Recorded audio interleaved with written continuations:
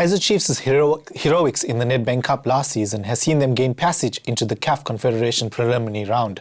They did, however, lose their first fixture to Angolan side Kabuscorp 1-0.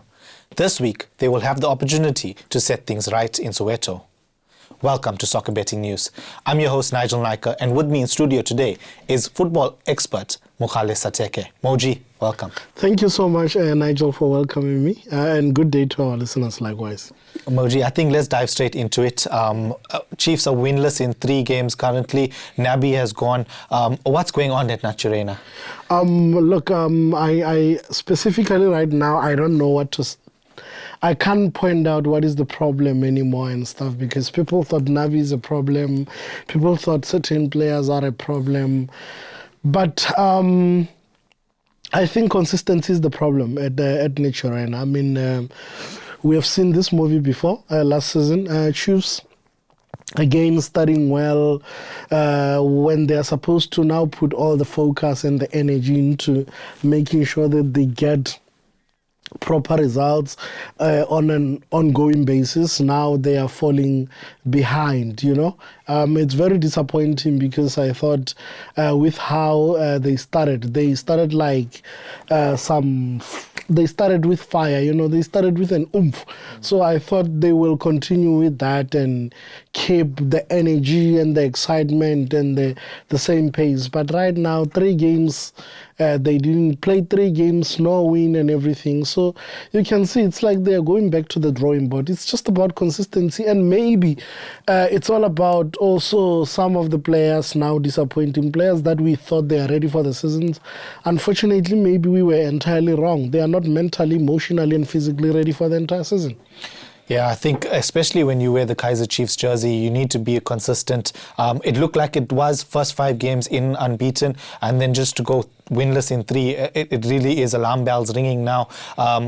Last night, a draw against Marumo Gallants. They led the game for a long time. Clifford with a really good, well-taken goal to pick them back. Your thoughts on the game? Yeah, I mean, you can see Chiefs, all these games that they didn't win, you can see there's part of me that wants to actually shambok all the players, because in the entire 90 minutes, you will have Chiefs dominating the opponent, but not taking their chances. Like I said when we started, I did say that it's not all about giving good performances and everything. It's about bearing the games and getting results. If you don't score and win games, you're not getting 3 points. It's 1 point. You're minusing extra 2 points that you should be getting and giving you advantage over other teams that are competing with you. You get my point? But right now they are back to the drawing board, whereby they are not getting full maximum points. And then at the end of the day, when they wake up, it will be very late. So yesterday's game, we know they were supposed to win it, but lapse of concentration and so forth, Marumo Gallants had to equalize. And another regret, you are going back to the drawing board again. How do you fix mistakes of the previous game? You can't concede the mistakes of previous games in the upcoming games. You need to see where you're lacking and fix where you didn't do things right in the previous game, so that in your upcoming game you are ready, you're 110% you have 110% concentration, so that you can be able to get results. But that is not happening to the mighty Amakhosi. I don't know what to say anymore. Yeah, it really is difficult times there at Nasreddine. Look, no better opportunity to set things right in this crunch fixture coming up on Saturday against Kabuscorp, trailing 1-0. Can they get over the line against the Angolans? I don't know. I don't want to say I don't think so. I don't know, because there are men who's hot on fire, getting goals, creating all the menace in the field of play. Lilepo is currently injured, and I'm not sure if he's going to be ready for the fixture on Saturday. He actually came on and played 30 minutes, so maybe he might be fit to start this maybe weekend. He might be fit to start and everything. But if they really rushed him back to playing with the injury that he carried in the last game, I see it becoming a problem. Not him giving them 110% of what he usually gives them. Vilakazi is away with the under-20 team to the World Cup, so in Chile. So I don't know if, because the boy comes in some of the games as a sub, and he gives them a different dimension.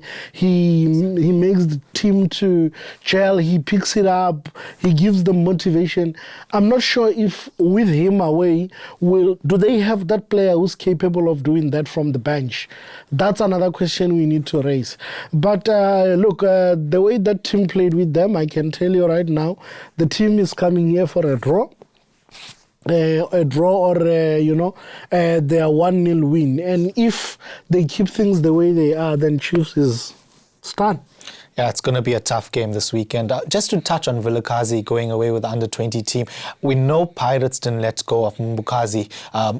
Just your thoughts on why Chiefs would allow him to go in a crunch time where they need him in this time. I don't know actually who's in charge of the players there, but you can tell that you are Chiefs, man. Chandra Campbell is not going because the team said no. Mbukazi is not going because Pirates said no, and also because Hugo Bruce has got plans about him. He also mentioned that these two upcoming qualifiers for Bafana, World Cup qualifiers, are a crunch time, and he can't afford to lose one of his best defenders and so forth. So sometimes you just need to have that guts. You need to have that guts just to say, no, this is not happening. I don't know if they're allowing him to go, but again, the national team coach needs him for the Under-20 World Cup because they won the AFCON and they were performing very well at the AFCON, and he was part of the people who performed very well at AFCON, but they still also require him. And honestly speaking, for Chiefs, why they send him there is because I think at the present moment, they don't see him as a player who adds value. He doesn't form part of the important integral part of the squad.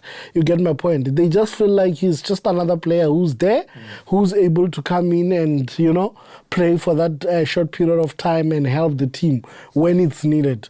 If he was actually being treated and taken upon as an important player in the team, like that's just like the way Pirates see Mbukazi, they were not going to allow him to go. But I believe Bona, at the back of their minds, they have the belief that they have enough players not to worry even when Vilakazi is not there. So their decision, we have to respect it.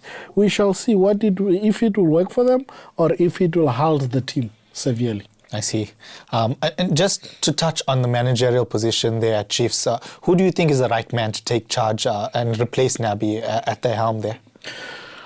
Right now at Chiefs, you can see that in terms of the technical team that is there, those two guys that are there, the two assistants that were under Nabi, they are still going to be very much in charge because you can't look elsewhere. There is no any other capable individual who can take over Nabi. But again, the former Orlando Pirates coach is unemployed now. Jose Rivero is unemployed now, and I think if Chiefs really wants to compete, they will be approaching those type of. They should be approaching those type of individuals, to try and see how they can actually make sure that things work out for them this season. Without doubt, I have to agree. I think if you want to be challenging for the top and get Kaizer Chiefs back to their glory days, you would be targeting the best coaches in the land. And Moji, just looking ahead to this weekend's game, give me your thoughts, give me your predictions. Can Chiefs turn it around? They're 1-0 down in this leg. Can they use home territory and get a positive result? I'm biased. Today I'm going to be very biased. I'm a South African, and I would like to see a lot of South African teams doing well and progressing in the CAF Confederations Cup and African Cup in the CAF, So I'm gonna be biased. I would really like Chiefs to turn this around. so that they can become competitive this season and so that they can have something worthy to play for, because them not being in the champions, the CAF Confederations Cup, it might be that thing of them saying, nah, we are comfortable, we've got time. This can cause a lapse of concentration based on the league, what they're supposed to do and how they're supposed to perform and everything and prepare themselves. So I need them to play more games, focus on bigger tournaments. They are playing Telkom, Carling knockout. They need to go through the round 2 of this preliminary stages of CAF Confederations Cup, and then they need to also focus on the league. I think I am gonna be very biased there. I would actually be happy if Chiefs was to progress, mainly because I feel like they stand a chance to actually give their fans what they finally deserve. I totally agree. I think a flourishing Kaizer Chiefs is good for South African football, and we all want to see that. With that being said, it's been a great pleasure unpacking everything Kaizer Chiefs with you today, Moji. For those of you at home, if you haven't already, please like and subscribe to the channel. It's been a pleasure from all of us in studio. Thanks and goodbye. It's a shoe. It's a shoe, brava. For more soccer betting tips and previews, get the latest edition of Soccer Betting News for only 10 Rand at your nearest Hollywood Bets branch or newsagent.